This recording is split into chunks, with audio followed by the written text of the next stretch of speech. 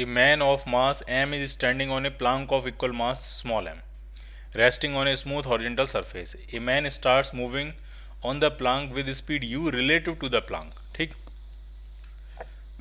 Man Planck के respect में u की स्पीड से आगे बढ़ रहा है, तो प्लांक डेफिनेटली पीछे जाएगा क्योंकि स्मूथ सरफेस पे मान लिया प्लांक v की स्पीड से पीछे जा रहा है। तो पर्सन की net speed relative to ground क्या होगी, तो वो हो जाएगी u माइनस वी।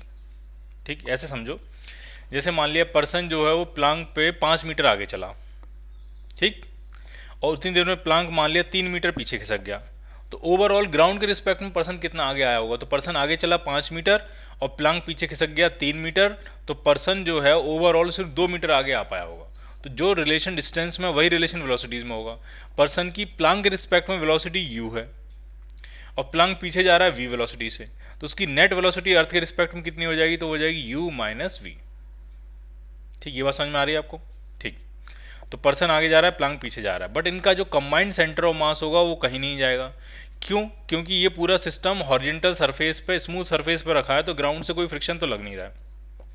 बाकी इसमें जो एक्सटर्नल फोर्स लग रहे हैं वो इनके वेट होंगे mg। बाकी जो भी फोर्सेज हैं, इसके पैर और प्लांक के बीच में लगने वाला जो फ्रिक्शन फोर्स होगा, जो नॉर्मल एक्शन होगा, वो इसका इंटरनल फोर्स होगा, वो सेंटर ऑफ मास के मोशन को चेंज करेगा नहीं। तो इस पूरे सिस्टम पे हॉरिजॉन्टल में कोई भी एक्सटर्नल फोर्स नहीं है, तो हॉरिजॉन्टल में सेंटर ऑफ मास मूव नहीं करेगा, तो m1v1 इक्वल टू m2v2 की इक्वेशन बनेगी। और ये जो इक्वेशन होती है, ये जो इक्वेशन होती है जब हम कहते हैं m1v1 इक्वल टू m2v2, ये विद रिस्पेक्ट टू ग्राउंड होती है।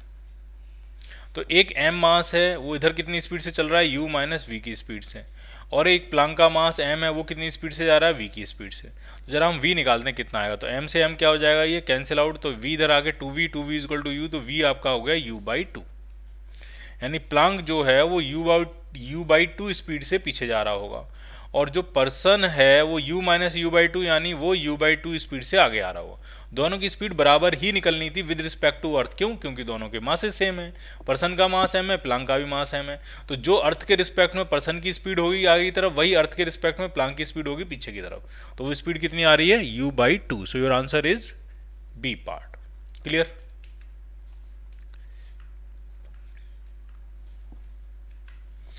An object of mass 3m split into 3 equal fragments. Two fragments have velocities vi cap and vj cap and vi cap. दो की वेलोसिटी दी है vj cap और vi cap। Third की velocity पूछ रहे हैं। ठीक है, तो फिर से समझिए, ये जो मास था वो 3m का मास था, ठीक, 3m का मास था और रेस्ट में रखा था, अचानक से वो एक्सप्लोड कर गया 3 बराबर हिस्सों में। तो इसका सेंटर ऑफ मास कहीं जाएगा, सेंटर ऑफ मास कहीं नहीं जाएगा। इसका मतलब VCM क्या होगा, इसका VCM इसका 0 होगा। ठीक, एक हिस्से का मास m, 3 हिस्सों में ये टूटा इस तरह से, ये भी m है, ये भी m है और ये भी m है। एक की वेलोसिटी है vj कैप और एक की वेलोसिटी है vi कैप, तो तीसरे वाले की वेलोसिटी v3 क्या होगी वो आपको निकालनी है।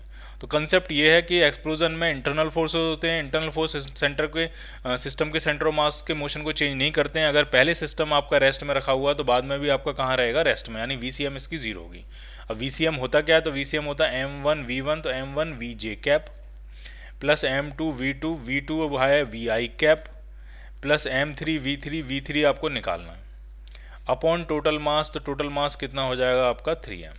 तो m कॉमन लेके कैंसिल आउट हो जाएगा। VCM आपका 0 है, 3 आपका कहाँ चला गया, 0 में। तो यहाँ से जो v3 वेलोसिटी आपकी आ रही है वो आपकी आ रही है minus vi cap minus vj cap. अगर माइनस v कॉमन ले लेंगे तो i प्लस j बनेगा। So your answer is C part. Clear? A stationary bomb explode into 2 parts of mass 3 kg and 1 kg। एक स्टेशनरी बॉम्ब है, वो explode हो जाता है दो पार्ट्स में। एक पार्ट है 3 kg और एक पार्ट कितना है आपका 1 kg। ठीक, टोटल काइनेटिक एनर्जी पूरे एक्सप्लोजन के बाद 2400 जूल है। तो स्मॉलर पार्ट की काइनेटिक एनर्जी आपसे पूछ रहे हैं, तो जरा ढंग से समझिए। मान लिया ये बॉम्ब था, स्टेशनरी बॉम्ब था, ये एक्सप्लोड हो गया, तो एक हिस्सा कितना है आपका 1 kg का है और एक हिस्सा कितना है 3 kg का। अब मैं आपसे ये कह रहा हूँ कि अगर स्मॉलर पार्ट की वेलोसिटी v है तो लार्जर पार्ट की वेलोसिटी v/3 होगी। कैसे किया मैंने, क्योंकि ये मैंने कंसेप्ट लगाया m1v1 इक्वल टू m2v2। मास अगर इसका 3 गुना है तो वेलोसिटी इसकी 1/3 हो जाएगी, तभी m1v1 किसके बराबर होगा, m2v2 के बराबर होगा। क्लियर, ठीक। अब स्मॉलर पार्ट की काइनेटिक एनर्जी पूछ रहे हैं और टोटल काइनेटिक एनर्जी आपको 2400 जूल दी है, तो टोटल काइनेटिक एनर्जी निकाल के 2400 पुट कर देते हैं। Half m into V square, ये स्मॉलर पार्ट की है, plus half m into v/3 का स्क्वायर, ये लार्जर पार्ट की, और ये काइनेटिक एनर्जी 2400 जूल है। सॉल्व करेंगे तो ये आ जाएगा हाफ v स्क्वायर, और ये आपका हो जाएगा 1/3 of half v square. Solve खुद करना है आपको।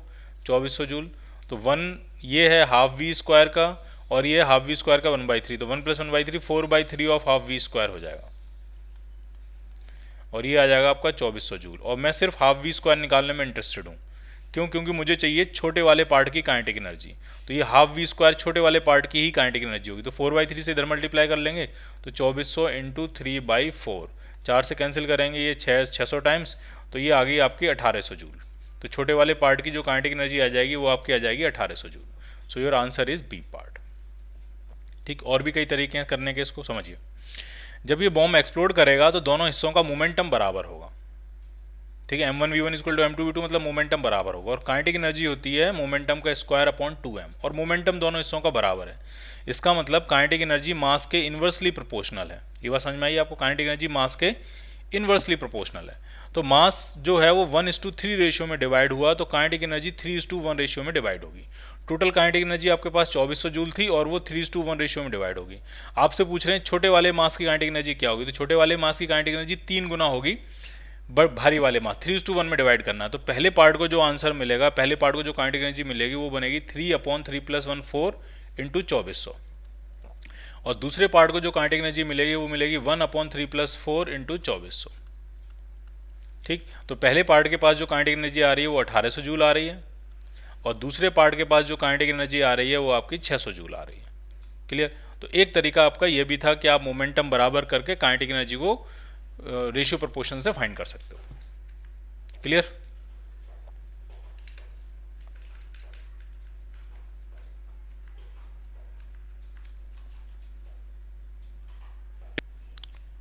A shell of mass m is moving horizontally with velocity v0 and collides with a wedge of mass capital M just above point A.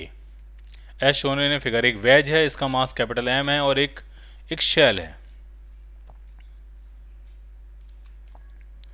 एक शेल है।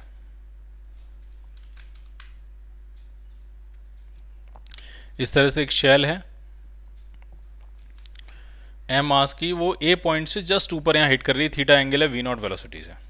As a consequence wedge starts to move towards left and shell return with the velocity in xy plane.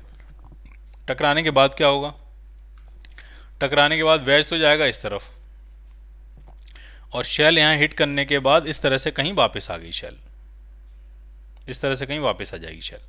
ठीक, इसके पास एक velocity x में होगी, vx कह देता हूँ मैं इसको, और एक वेलोसिटी इसकी y में होगी, उसको मैं vy कह देता हूँ। ठीक है, अब कह रहे हैं the principle of conservation of momentum can be applied for.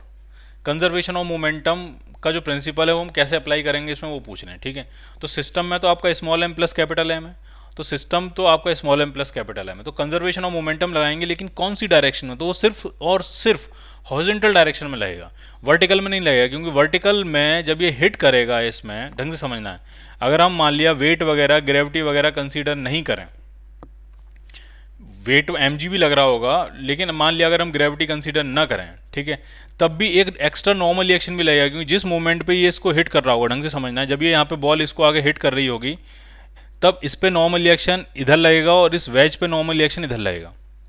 ठीक, और इसके दो कंपोनेंट हो जाएंगे, एक हॉरिजॉन्टल और एक वर्टिकल, और इस वर्टिकल नॉर्मल रिएक्शन की वजह से एक ग्राउंड से भी नॉर्मल रिएक्शन लगेगा। तो वर्टिकल में कई सारे फोर्सेज लगेंगे, इसकी वजह से वर्टिकल में नेट एक्सटर्नल फोर्स 0 नहीं है। ठीक है, वर्टिकल में कौन कौन से फोर्सेज हैं आप फिर से समझिए, देखिए मैं ढंग से समझाता हूं आपको, देखो इसको ढंग से। जैसे ही मान लिया इस बॉल ने यहाँ हिट किया, यहाँ दिखाता हूं मैं आपको, ये बॉल ने आके यहाँ पे, शेल ने आके यहाँ पे हिट किया, तो इनके बीच में ये नॉर्मल रिएक्शन लगेगा n और n। इस नॉर्मल रिएक्शन से हमें दिक्कत नहीं है क्योंकि ये सिस्टम का इंटरनल फोर्स है, इससे हमें कोई दिक्कत नहीं है।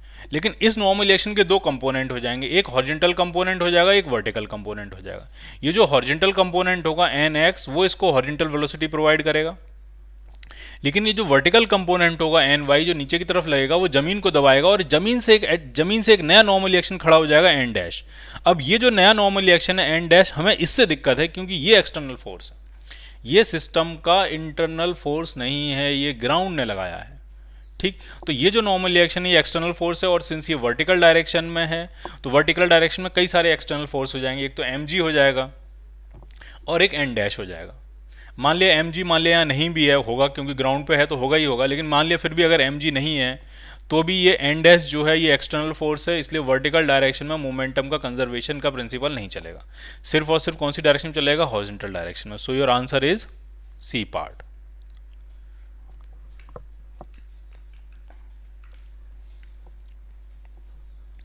A shell is fired from cannon with the velocity v at an angle theta with the horizontal direction. At the highest point in its path, it exploded into two pieces of equal mass. ठीक है, इस तरह की situation है, projectile motion है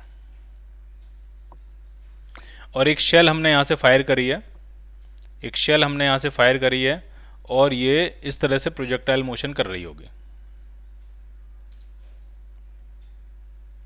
ठीक, ये इस तरह से प्रोजेक्टाइल मोशन इस पे कर रही होगी, इस तरह से। ठीक, अब क्या है, v वेलोसिटी से फेंका है थीटा एंगल पे, तो हाईएस्ट पॉइंट पे क्या होगा, तो हाईएस्ट पॉइंट पे जब वो शेल होगी तो उसके पास वेलोसिटी होगी v cos थीटा, और हाईएस्ट पॉइंट पे वो दो बराबर पार्ट्स में टूट जाती है। तो हाईएस्ट पॉइंट में ये इस तरह से टूट जा रही है दो बराबर पार्ट्स में। ठीक, of equal mass, one of the pieces retraces its path to the cannon and the speed of the other piece immediately after the explosion. तो ये कह रहे हैं कि एक्सप्लोजन होने के बाद एक पीस तो अपने ओरिजिनल पाथ पे वापस आ जाता है, तो ओरिजिनल पाथ पे वापस आके कैनन तक आ जाता है, तो ओरिजिनल पाथ पे ये तब वापस आ पाएगा जब एक्सप्लोजन होने के बाद इसको जो वेलोसिटी मिलेगी वो पीछे की तरफ मिलेगी v cos थीटा। ये समझ में आया? तो ये जो रिमेनिंग पार्ट है उसकी आगे की तरफ वेलोसिटी कितनी होगी, v डैश, ये हमें फाइंड करना है। ठीक है, तो कंजर्वेशन ऑफ मोमेंटम लगाएंगे, लेकिन कौन सी डायरेक्शन में, सिर्फ और सिर्फ x डायरेक्शन में, y में क्यों नहीं, क्योंकि y में mg लग रहा होगा। तो conservation of momentum just before collision and just after collision in the x direction. Clear? तो इनिशियल मोमेंटम कितना होगा, तो इनिशियल मास था m और वेलोसिटी थी उसकी v cos theta just before explosion, is equal to fine just after explosion कितना होगा, तो एक हिस्सा जो m/2 हुआ उसके पास वेलोसिटी होगी minus v cos theta. Minus v cos theta इसलिए मैंने कहा क्योंकि उसको वही पाथ रिट्रेस करके अपने ओरिजिन तक पहुंच जाना है, और जो बचा हुआ हिस्सा है m/2 उसकी वेलोसिटी मैंने कहा उसकी वेलोसिटी है v डैश, तो ये v डैश ही आपको फाइंड करनी है। तो ये m कैंसिल आउट हो जाएगा, 2 से पूरे मल्टीप्लाई कर देंगे तो यहाँ से 2 खत्म हो जाएगा, यहाँ से 2 खत्म हो जाएगा, यहाँ से 2v cos थीटा हो जाएगा, और ये माइनस v cos थीटा इधर आके ऐड हो जाएगा, तो ये जो v डैश आपका आएगा वो आपका आएगा 3v cos थीटा। ये बनेगी आपकी velocity of the remaining part. Clear? अब इसी क्वेश्चन में यह भी पूछा जाता है कि वो जो दूसरा पार्ट है वो कितना दूर जाके गिरेगा, कहां जाके गिरेगा। तो पहला पार्ट तो ओरिजिन पे वापस आ गया, दूसरा पार्ट इतनी दूर जाके गिरेगा ताकि इनका जो सेंटर ऑफ मास है वो उसी पाथ पे वापस रिट्रेस करेगा, ये आगे जाएगा ये पीछे जाएगा, बट सेंटर ऑफ मास तो उसी पाथ पे आ रहा होगा ना, वापस उसी पाथ पे आ रहा होगा सेंटर ऑफ मास। क्यों? क्योंकि जब तक दोनों हवा में हैं तो दोनों पे एक ही एक्सटर्नल फोर्स लग रहा है, उनका वेट, और वो तो एक्सप्लोजन से पहले भी लग रहा था, एक्सप्लोजन से पहले भी वेट लग रहा है, एक्सप्लोजन के बाद भी वेट लग रहा है, तो एक्सप्लोजन से पहले जो सेंटर ऑफ मास का मोशन था एक्सप्लोजन के बाद भी वही रहेगा। अगर एक्सप्लोजन नहीं होता तो मास, सेंटर ऑफ मास जो है वो इसी पैराबोलिक पाथ में आ रहा होता, तो एक्सप्लोजन के बाद भी सेंटर ऑफ मास इसी पैराबोलिक पाथ में आएगा, तो सेंटर ऑफ मास तो आपको यहीं मिलेगा। ये डिस्टेंस कितनी होती है ओरिजिन से, तो इसको हम रेंज कहते हैं। आधा हिस्सा अगर m/2 यहाँ है तो आधा हिस्सा m/2 यहाँ है, तो ये डिस्टेंस भी r होगी, तभी तो सेंटर ऑफ मास बीचों बीच में आएगा। तो जो दूसरा हिस्सा है वो कितनी दूर जाके गिरेगा, तो वो 2r डिस्टेंस पे जाके गिरेगा। क्लियर?